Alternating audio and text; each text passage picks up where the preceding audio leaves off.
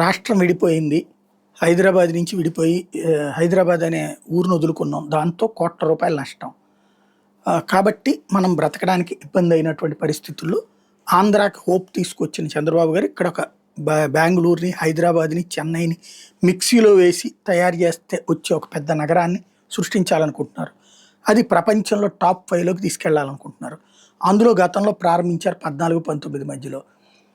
10 పైసలు ఖర్చు లేకుండా మొత్తం ప్రజల నుండినే డబ్బులు వసూలు చేసి, అదే ప్రజల నుంచి అంటున్నా, భూములు రైతులతో త్యాగం చేపించి, ఆ త్యాగం ద్వారా వచ్చిన డబ్బులతో వాళ్ళు కూడా ప్రయోజనం అయ్యేలా చేకూర్చి, తద్వారా ఒక మహానగరాన్ని సృష్టించాలనుకున్నారు.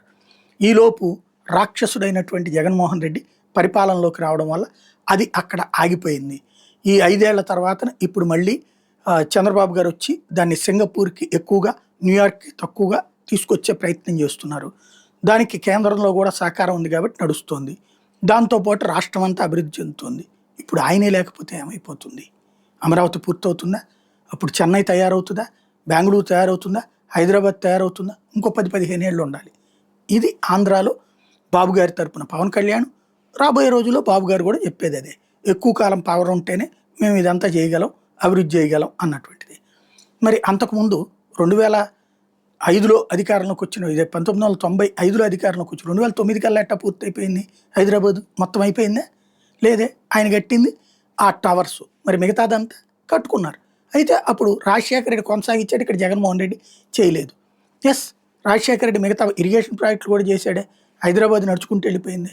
మరి ఇక్కడ ఎందుకు వచ్చిందంటే, ఇవి ఇట్లా మాట్లాడకూడదు. రాష్ట్రం బాగుండాలంటే బాబు గారే ఉండాలి.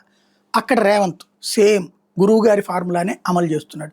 నేను ఫ్యూచర్ సిటీకి శంకుస్థాపన చేశాను, హైదరాబాద్ అంటే ఇంకొక హైదరాబాద్ను సృష్టించాలనుకుంటున్నాను, బెంగళూరు, చెన్నై వీటన్నిటిని దాటిపోయి ప్రపంచంలో నెంబర్ 1 తీసుకొచ్చేద్దాం అనుకుంటున్నాను, ఓ పోర్టును కూడా, మచిలీపట్నం పోర్టును కూడా తీసేసుకుందాం అనుకుంటున్నాను, ఆంధ్రాలో ఉన్న మచిలీపట్నం పోర్ట్ని, ఈ రెండింటికి అనుసంధానంగా గ్రీన్ఫీల్డ్ హైవే కట్టించాలన్నది నా ప్లాను. కాబట్టి నేనే అధికారంలో ఉండాలి, ఇంకో 10 ఏళ్ళు అధికారంలో ఉండాలి. లేకపోతే తర్వాత బీఆర్ఎస్ వచ్చి వాళ్ళు రాక్షసులు చెడగొట్టేస్తారు. అధికారంలోకి వచ్చిన 10 ఏళ్ల పాటు ఏమీ చేయలేదు అసలు రాష్ట్రానికి.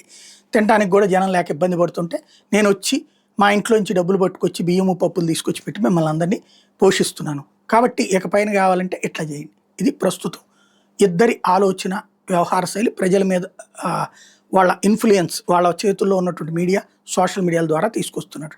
మరి వీళ్ళిద్దరే లేకపోతే ఈ 2 రాష్ట్రాలు ఏమైపోతాయో అన్నటువంటి భయం ప్రజల్లో కలిగి వీళ్ళనే అనుకుంటారా, లేకపోతే వీళ్ళు చెప్తున్నది కరెక్ట్ కాదంటారా అన్నది రాబోయే రోజుల్లో ఎలక్షన్స్కే తెలుస్తుంది. కానీ ఇద్దరు మాత్రం ఆయన 10 ఏళ్ళు, ఈయన 15 ఏళ్ళు పవర్లో ఉండాలని అయితే కోరుకుంటున్నారు.